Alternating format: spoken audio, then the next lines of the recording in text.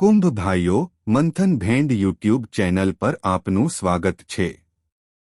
તો કુંભ રાશિના લોકો ધ્યાનથી સાંભળો। તમે એક મોટી ભૂલ કરવાના છો। તમે એક ગંભીર પાપ કરવાના છો। નવરાત્રિના આ ખાસ તહેવારમાં શક્તિના જાગરણમાં તમે તમારા જીવન માટે ખૂબ જ મુશ્કેલ પરિસ્થિતિ ઊભી કરવાના છો। હા, આ એક શુભ સમય છે। પરિસ્થિતિ સારી છે। આ ખૂબ જ ખરાબ પરિસ્થિતિ નથી, પરંતુ આગામી 3 થી 5 દિવસ તમારા માટે જાગૃતિ, ચેતવણી અને સાવધાનીથી ભરેલા રહેશે। તમારે આ કાર્યક્રમ સંપૂર્ણપણે જોવો જોઈએ કારણ કે તે તમને મોટી મુશ્કેલીઓમાં ફસાવવાથી બચાવશે। અમે તમને ભવિષ્યમાં એટલે કે આગામી કાર્યક્રમમાં આ કેવી રીતે થશે તે વિગતવાર સમજાવીશું। અમે તમને સંપૂર્ણ ખાતરી અને વિશ્વાસ આપીએ છીએ કે જો તમે આ કાર્યક્રમ અંત સુધી જોશો તો તમે ખરાબ સમય, પ્રતિકૂળતા અને અજાણતા ભૂલોને માત્ર અધવચ્ચે જ ઉલટાવી શકશો નહીં, પરંતુ તમારા પોતાના સારા નસીબને પણ જાગૃત કરી શકશો।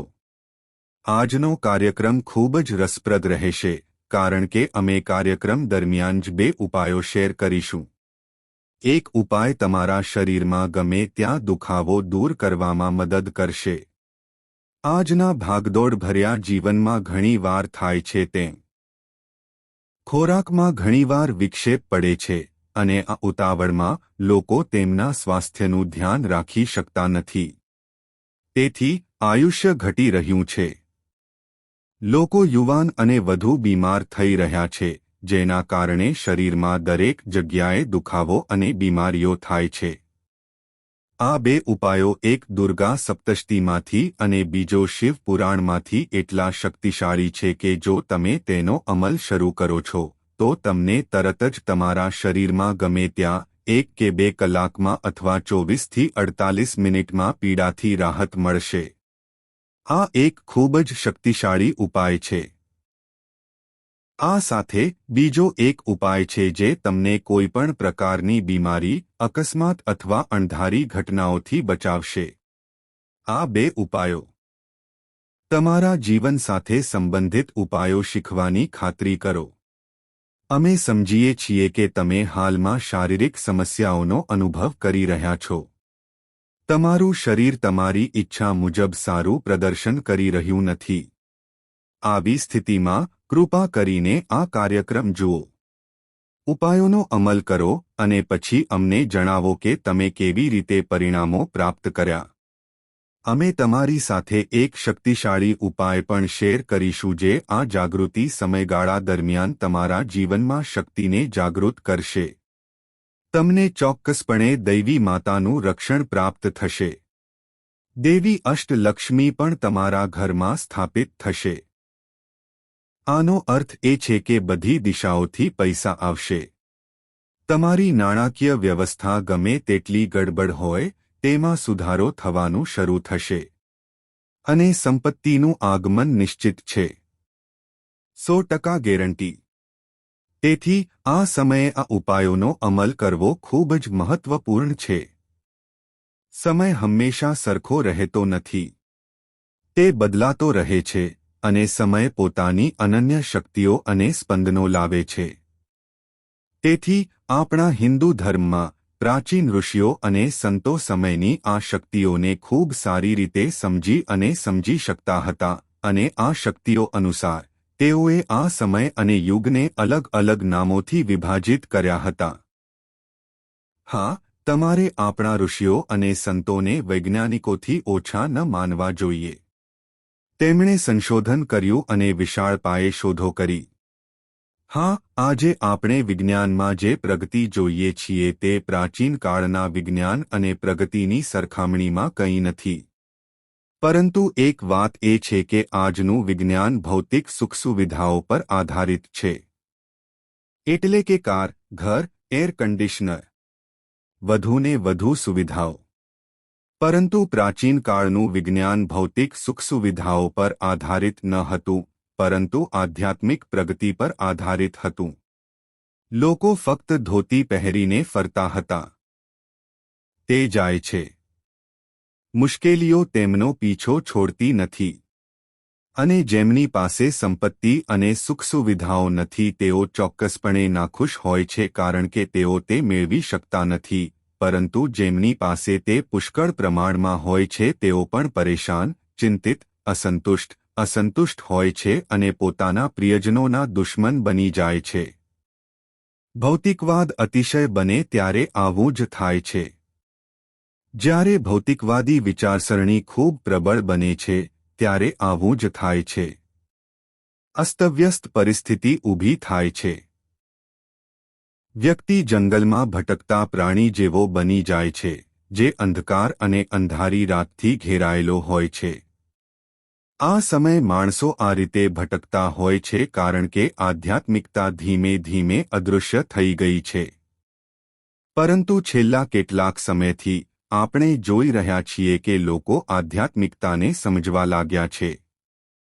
જે લોકો પહેલા પૂજા કરતા નહોતા તેઓ મંદિરોમાં જવા લાગ્યા છે તેઓએ પ્રાર્થના કરવાનું શરૂ કર્યું છે ધ્યાન શિબિરોનું આયોજન થવા લાગ્યું છે લોકો જવા લાગ્યા છે હવે પણ થોડી સમજણ વિકસી રહી છે તો આ સારી વાત છે તો અમે તમને આ બધી વાતો કહી રહ્યા છીએ કારણ કે આ કાર્યક્રમમાં અમે તમારી સાથે જે શેર કરવા જઈ રહ્યા છીએ તે ફક્ત આ જીવનમાં તમારા ભૌતિક સુખમાં જ ફાળો આપશે નહીં પરંતુ તમારી આધ્યાત્મિક પ્રગતિમાં પણ ફાળો આપશે તેથી આ બાબતોને સમજવી અને આ કાર્યક્રમને અંત સુધી જોવો ખૂબ જ મહત્વપૂર્ણ છે કારણ કે અમે અમારા દરેક કાર્યક્રમની યોગ્ય સમજણ સુનિશ્ચિત કરીએ છીએ અમે માહિતી પ્રદાન કરીએ છીએ ગ્રહો સમજાવીએ છીએ અને ભૌતિક સુખ પ્રાપ્ત કરવા માટે ઉપાયો પ્રદાન કરીએ છીએ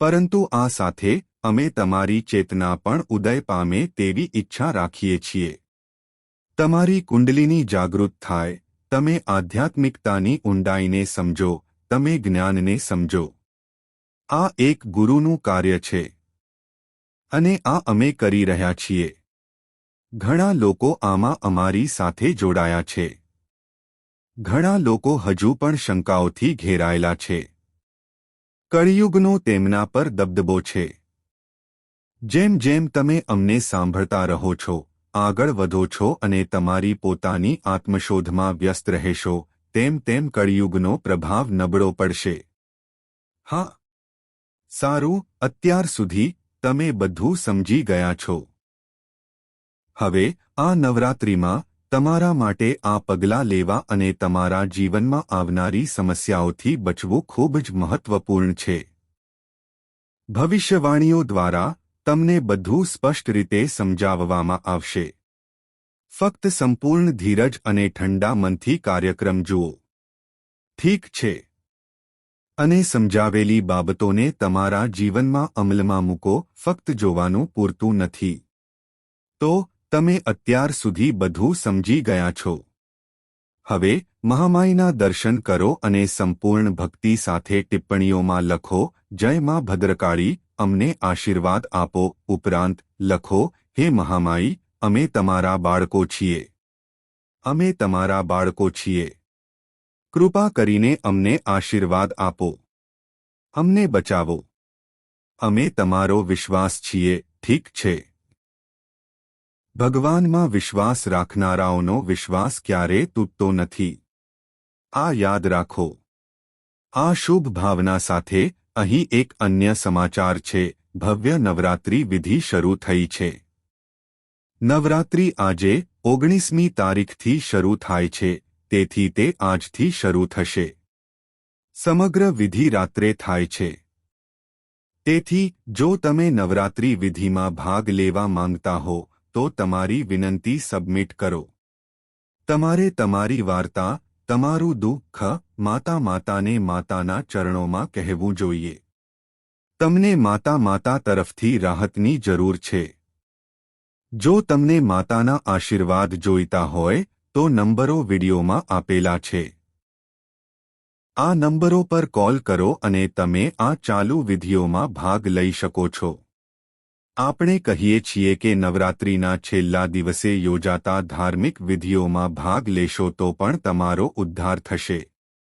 જ્યારે તમે જાગશો ત્યારે સવાર થશે. ઠીક છે. અત્યાર સુધી આપણે બધું સમજી ગયા છીએ. હવે વાત કરીએ ગ્રહોની આગાહીઓ વિશે. જય માં. મિત્રો, આચાર્ય અમિત જ્યોતિષ અને તંત્રના ક્ષેત્રમાં એક જાણીતું નામ છે. ધ્યાન અને જ્યોતિષ સાથે પૂજ્ય ગુરુદેવના અનુભવો સંપૂર્ણપણે દૈવી છે. હા, દરેક વ્યક્તિ જેની કુંડળીનું વિશ્લેષણ કરે છે અને સચોટ ઉકેલો આપે છે અને મહામાઈમાં બગલામુખીના વિશેષ આશીર્વાદ તેમની કુંડળી અનુસાર મળે છે, તેમના જીવનમાં સકારાત્મક ફેરફારો જોવા મળે છે. સમસ્યા ગમે તેટલી મુશ્કેલ હોય, તે ચોક્કસપણે ઉકેલાઈ ગઈ છે.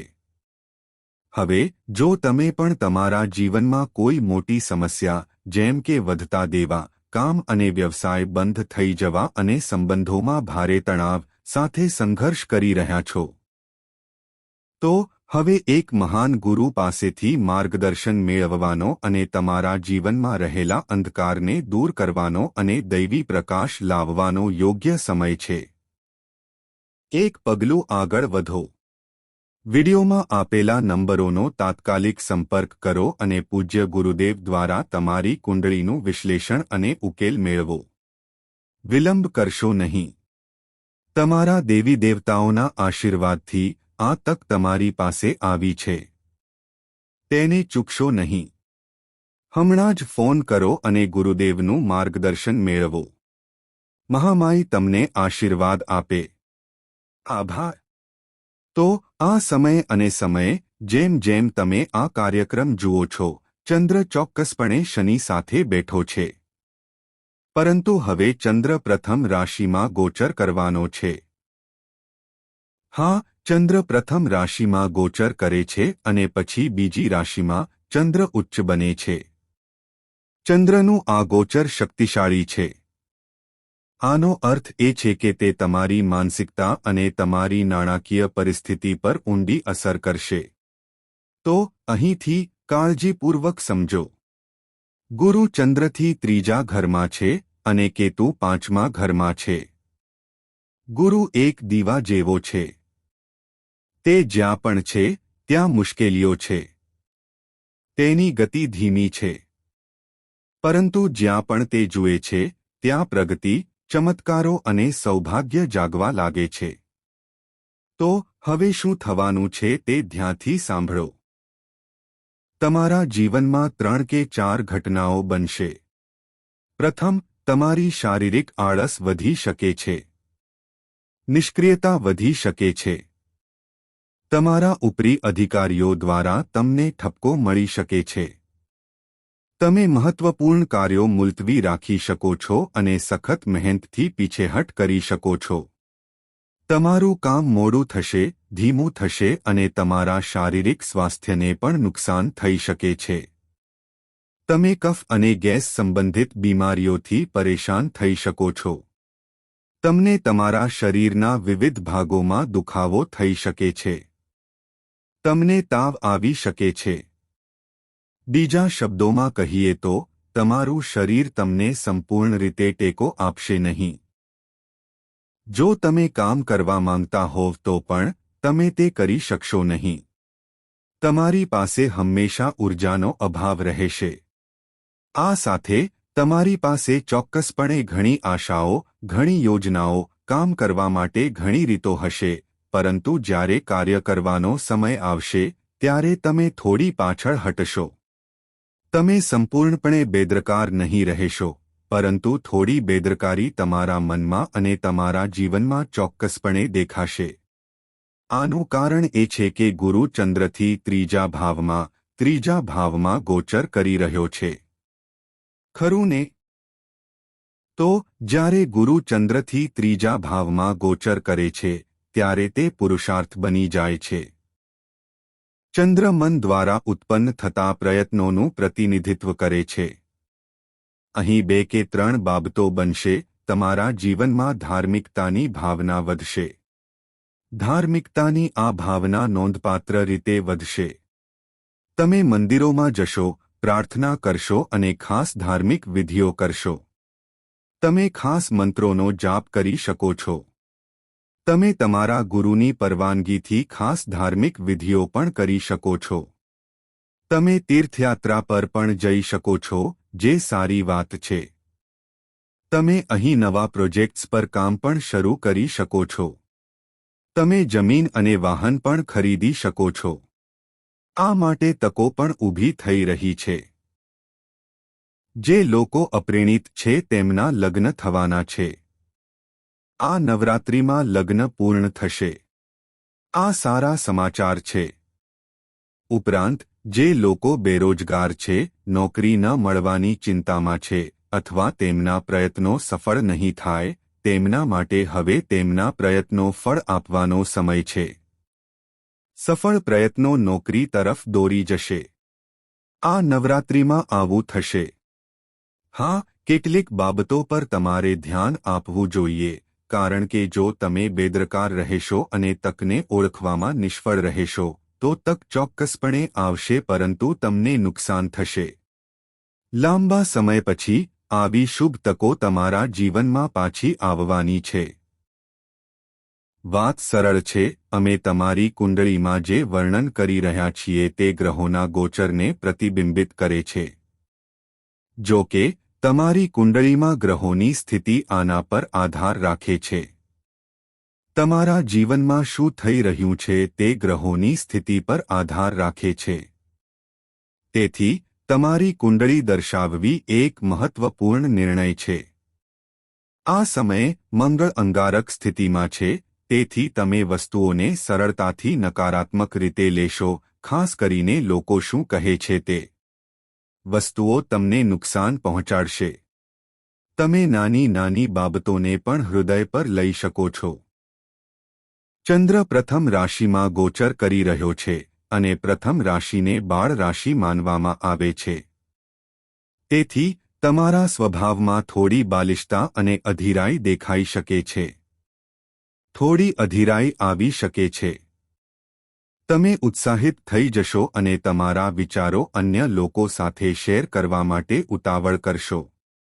તમે તમારા રહસ્યો અને તમારા વિચારો અકાળે ફેલાવી દેશો. તમે તમારી યોજનાઓનો ખુલાસો કરી શકો છો, જે સારી વાત નહીં હોય. તેથી આવી પરિસ્થિતિમાં તમને સંયમ રાખવાની સલાહ આપવામાં આવે છે. તે જ સમયે અમે તમને જણાવવા માંગીએ છીએ કે સૂર્ય, શનિ અને